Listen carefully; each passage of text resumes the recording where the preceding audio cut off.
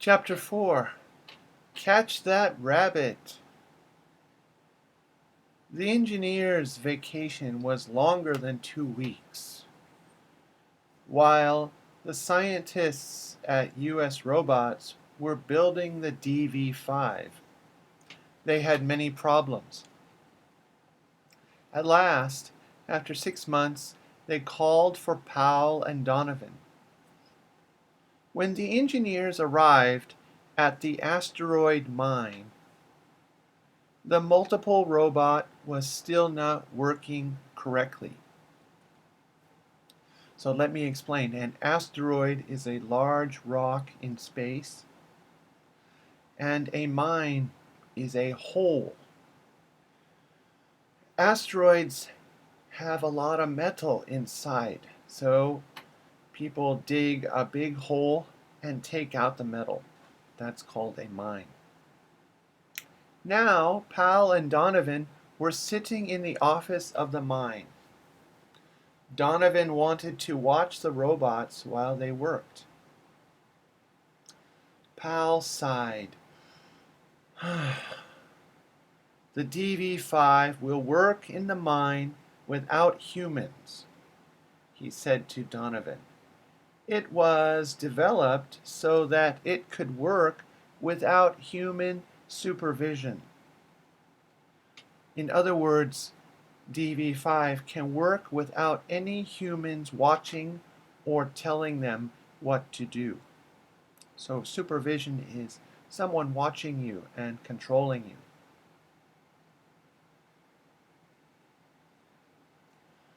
you. Okay, said Donovan, let's check what we know. 1. The DV5 passed every test when it was in the factory at US Robots. 2. US Robots said that the master robot and all the sub-robots would pass the test when they started working on an asteroid. So remember, the DV5 is a collection or group of robots, and one robot is the leader and other robots are followers. 3. The robots are not passing the tests here.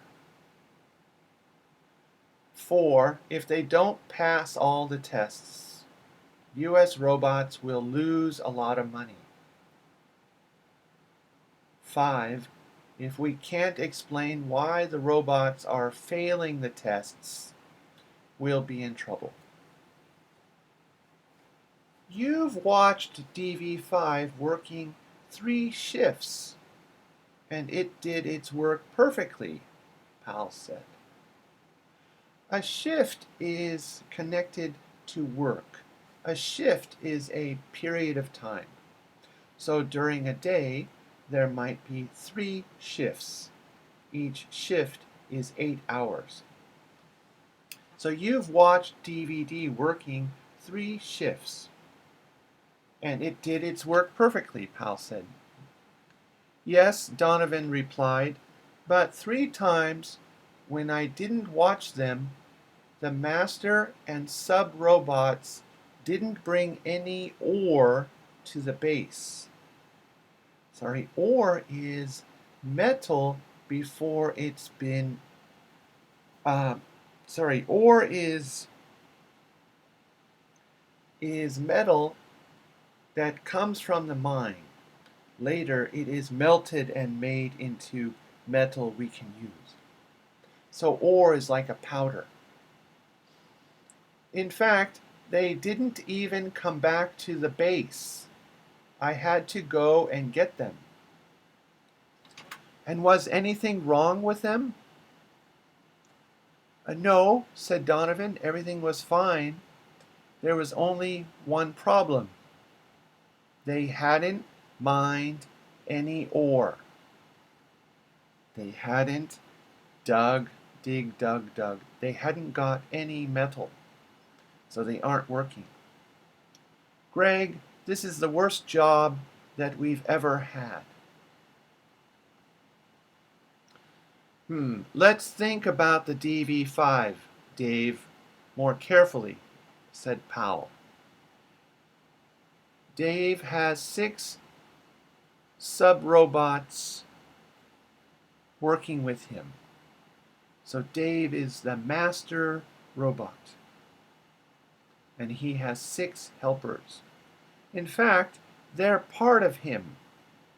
These 6 sub-robots are like fingers on a hand.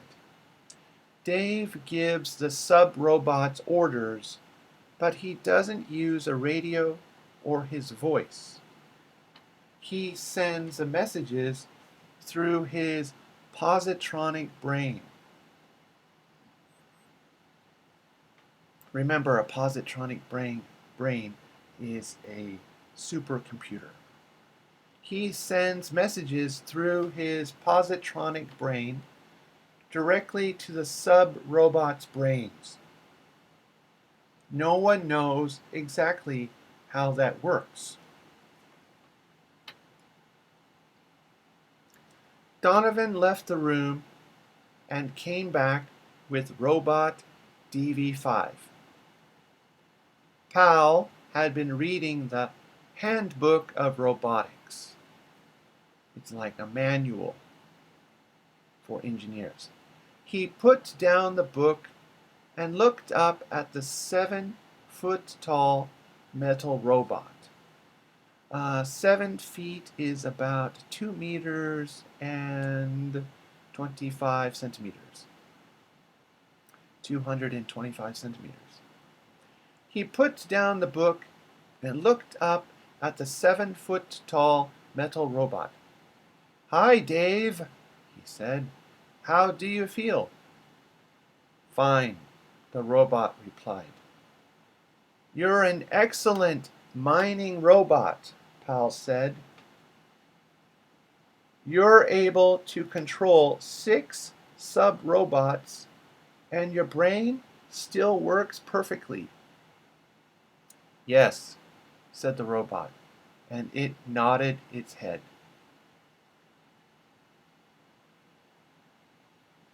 "So, what's going wrong with your job?" Powell asked. "Nothing," replied DV5. "You didn't produce any ore today," Powell said. "Please explain what happened." "I cannot explain it," replied Dave. "My sub-robots worked well. I know that I worked well. Then I do not remember anything more." The shift ended and Donovan appeared, and the ore containers were empty. Donovan moved closer to Powell's desk. "What do you think?" he asked. "Well," Powell whispered, "I think we should test his brain." 2 hours later, the engineers had finished the tests. As he walked slowly from the room, Dave looked at the floor. "There's nothing wrong with his positronic brain," said Powell. "There must be a problem somewhere else." Donovan banged his head on the desk. "Dave only goes wrong when we're not there, Greg. But the robot is designed to work without human supervision." "We'll watch the robots work another shift," said Powell. "I'll use a camera to watch them. Maybe I'll see something this time." "Okay," said Donovan. "I'll connect a camera to a screen here in this room." We'll find the answer to the problem, said Pal. We have to find it. But before you can cook a rabbit, you must catch a rabbit. Well, we've got to catch that rabbit.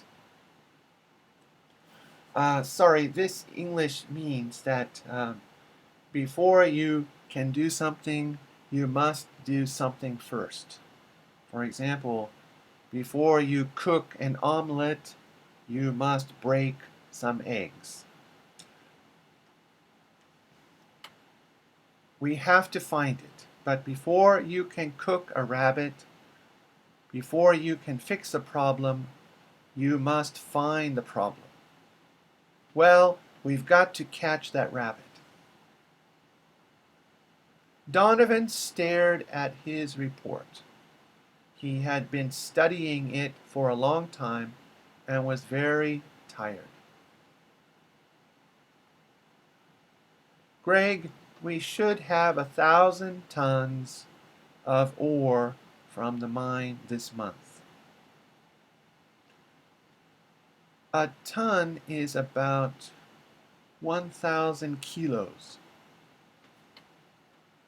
But the robots haven't mined enough on this shift. Powell did not look at him. I know that, he said angrily. So again, here's the problem.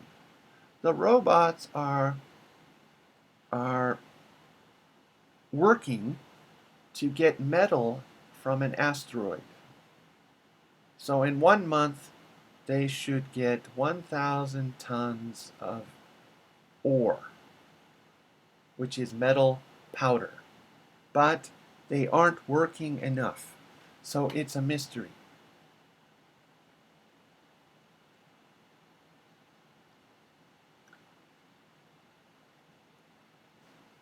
Suddenly, he stared at his screen and shouted. Donovan jumped up and went to Powell's desk. Both men stared at the screen. They've gone crazy, Donovan cried. On the screen, they could see Dave and the sub-robots. The 7 robots were marching, walking together in a line, up and down a tunnel in the mine. The 6 sub-robots were following Dave. They marched for 20 yards, about 20 meters, and then turned and marched back. They moved and turned together as if they were dancing.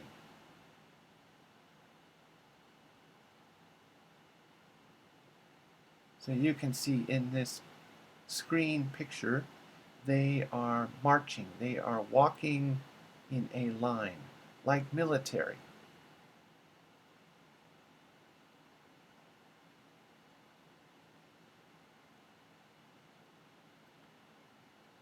Get our spacesuits, said Powell. We're going into the mine. So they are going to go outside and go to the mine. A few minutes later, Donovan was back with the suits. Why does something always go wrong with the robots that we work with? He said. Why is there always a problem when we work with robots?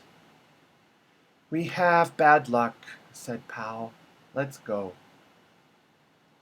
Far ahead of them, the engineers saw the robots' lights shining in the dark tunnel. The robots were moving in their strange dance back and forth. There they are, said Donovan quietly. Dave isn't answering his radio, so they cannot make contact with the robot Dave. Oh, they're coming this way. I want to watch them. He pointed to a ledge of rock at the side of the tunnel. Let's get up there. What this means is that there's a place where they can hide and watch the robots. Donovan and Powell climbed up on the ledge.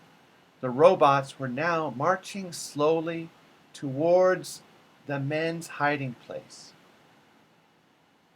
When Dave was about 20 feet, about 7 meters from the engineers, all the robots suddenly stopped. Then the robots quickly turned and marched away.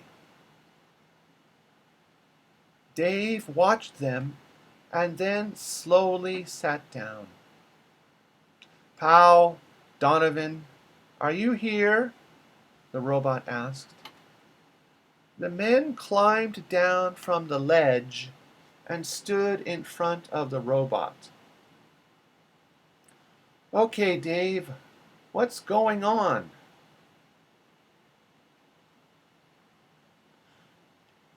Powell said. "I don't know," the robot replied. "We were working on a very difficult area in Tunnel 17, and then I realized that humans were near me.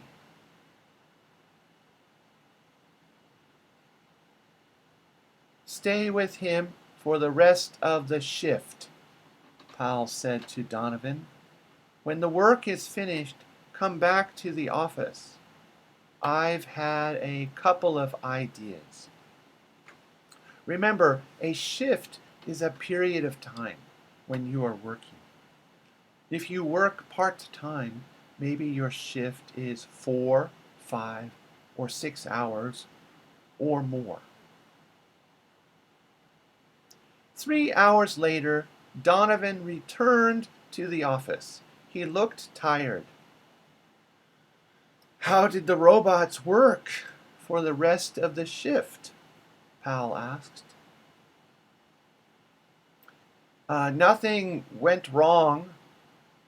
There was nothing wrong. Nothing went wrong when I was near them," Donovan said. "While you've been in the mine, I've thought only of Dave's strange behavior," said Powell, "and I've had an idea. Listen, Dave only goes wrong when we're not there. And when he goes wrong, and you or I arrive, he behaves normally again. So, in other words, when there's a problem with Dave, the robot, and we come, he's normal again. When humans are not with the robots, they have to make more decisions. Is that the reason for their behavior? Well, we need to know how the robot behaves when we're not there," Powell went on. "We'll work in shifts. While you rest, I'll watch the robots on the screen. Then I'll rest and you'll watch them. If anything goes wrong, we'll go into the mine immediately." "But we have little time left," Donovan said. "We have to make our report to the U.S. robots in 10 days. The company can't sell robots that fail the tests." Yes, Powell agreed. "We've got 10 days to discover what's wrong and correct it." But there are billions of possible reasons for the problem. In other words, there are many, many possible reasons why the robots don't work, Donovan cried. I think that we should interview one of the sub-robots, said Pal. Pal and Donovan had never talked to a finger before. What they mean is a sub-robot follows the order of Dave. So Dave is the head, and the sub-robots are the fingers of Dave. They do what Dave wants. Powell and Donovan had never talked to a sub-robot before. Powell asked the questions. There has been a problem with the master robot who controls you, Powell said to a sub-robot. This has happened 4 times. What were you doing each time this problem happened? What was the whole group doing? When the problem happened the first time, we were working on a difficult area in Tunnel 17, the finger replied. The second time, we were working on the ceiling, the top of the tunnel. The ceiling was weak, and we knew that there might be a cave-in there. In other words, the ceiling is the top of a tunnel, and it might break, and then the tunnel is destroyed. The third time, we were preparing to blast, to explode.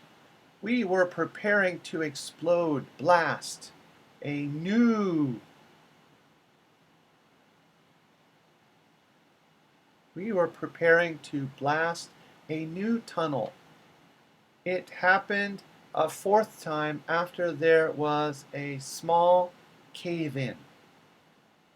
A cave-in is when a tunnel breaks and everything falls down. It's very dangerous. Tell me exactly what happened, said Powell. An order was sent. The finger replied. But before we received it, a new order was sent. We had to march or walk in a strange way.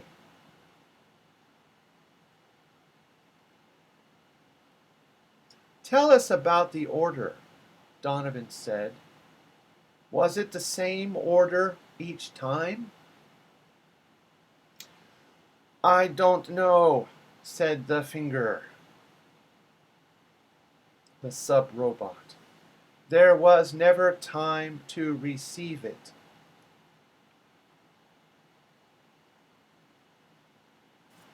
Powell told the finger to leave. Then he turned to Donovan. Mike, we've got to find out which order Dave gives, just before everything goes wrong. Then we'll have to work in shifts again. We'll watch the robots on the screen.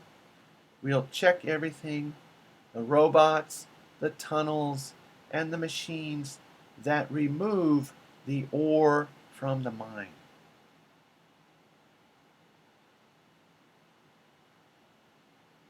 The men watched the screen for 7 days. And then on the 8th day, Donovan stood up and threw a book at the screen, which broke. Pal had just entered the room. Why did you do that? He said. I'm not watching the screen anymore, Greg. In 2 days, we have to make our report. We haven't discovered anything. We've got to get close to the robots and then make something go wrong. We have to get close to the robots and then create or make a problem. What did the finger tell us? Donovan went on.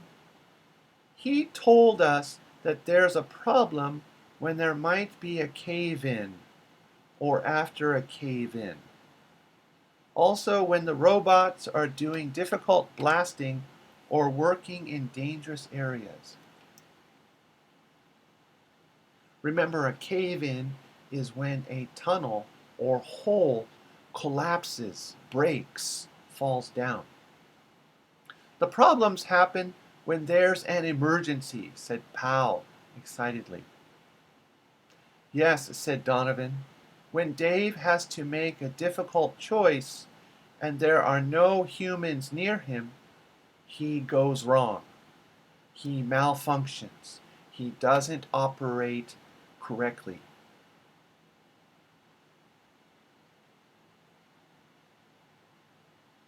So, we'll make an emergency.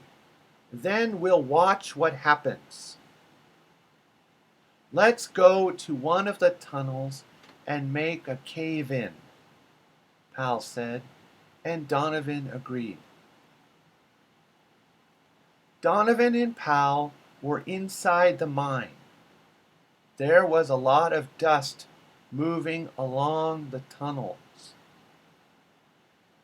Listen, Powell said. The robots are blasting the ore from the rock. We must be close to them now. He shone his flashlight down a tunnel that had a low ceiling. Remember, a ceiling is the top of a tunnel. So, in other words, this is a small tunnel. Let's go down there. The two men went into the tunnel. They now had to go onto their knees because the ceiling was very low. They crawled slowly along the floor of the tunnel. So in other words, the tunnel is maybe only 1 meter tall. So it's a very small tunnel. I can see lights ahead, Powell said. It's the robot's lights. Donovan shone his flashlight up toward the ceiling. Look, he said, there's a weak place about 50 feet away.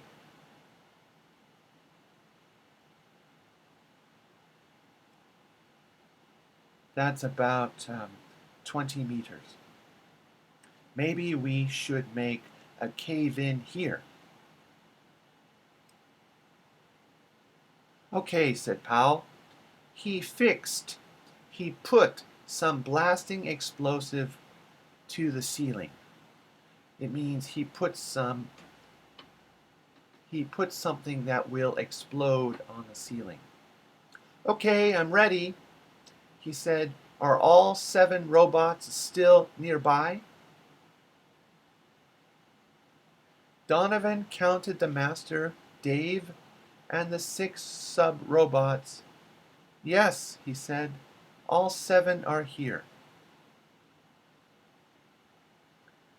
When the blast happened, when the explosion happened, it was very powerful. Powell fell on top of Donovan. Greg, I didn't see how the robots behaved, Donovan shouted. Did you see? No, said Powell. Where are the robots now? Do you think the ceiling fell on them? Powell started crawling along the tunnel, but suddenly he stopped. He could go no further. Powell and Donovan were trapped. They could not go forward because of the cave-in. They could not go back because the low ceiling behind them had fallen too. The tunnel was completely blocked by rocks. So the two people are trapped. They can't go forward and they can't go back. This is bad, Mike. We've only got enough air in our spacesuits for 6 more hours. If we can't get back inside the base, we're going to die. I've sent radio messages to Dave, said Donovan, but he's not answering.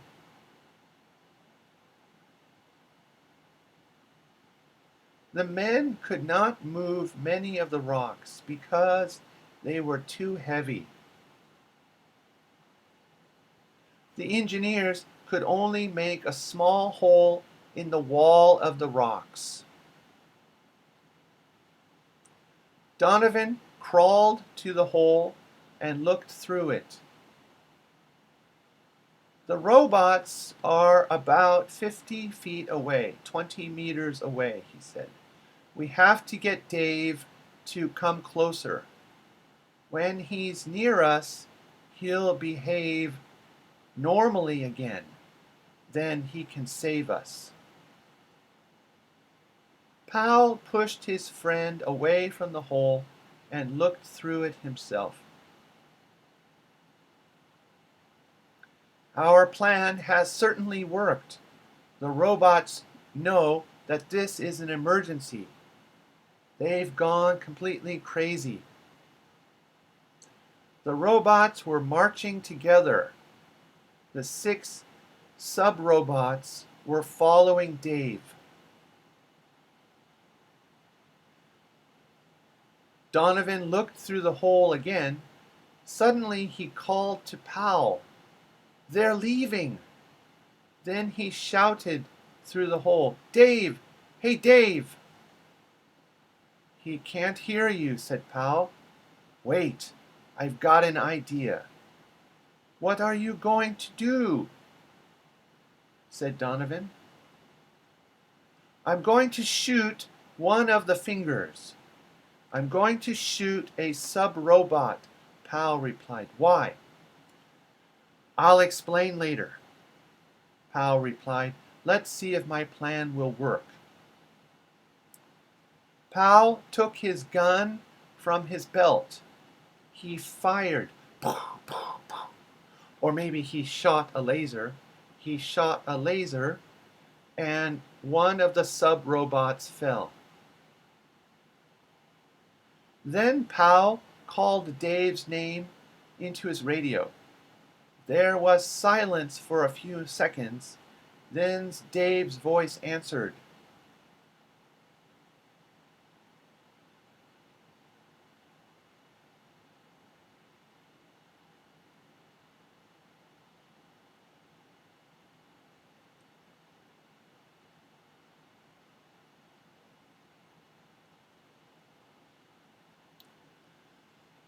We have an emergency, said Powell.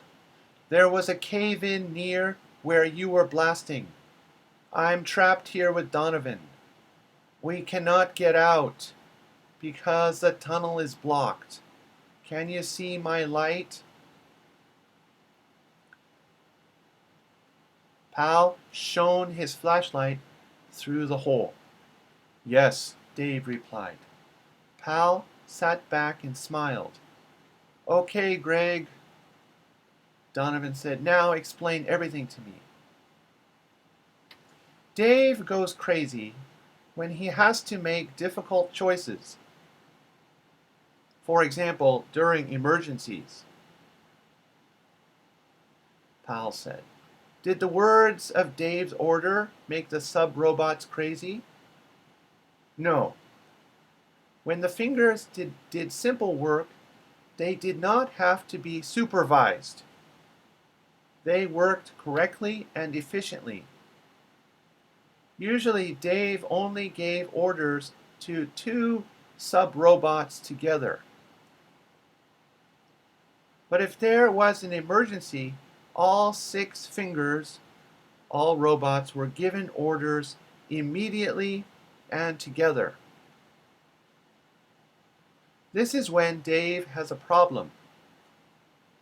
So I destroyed one of the fingers. When Dave only has 5 robots, his brain works quickly and efficiently during an emergency. Dave's problem should be easy to correct, Donovan said happily. Yes, said Powell. But why did the robots march in that strange way? The sub-robots were like Dave's fingers. Powell replied, sometimes people can't make decisions when there's an emergency. They can't think clearly. They just sit and move their hands. Maybe Dave was playing with his fingers. As she talked about Powell and Donovan, Susan Calvin's voice was cold. But when she spoke about robots, she was interested and excited. Did you forget? Susan Calvin is a robot psychologist, and she's 75 years old, and she's going to retire soon. So she's giving an interview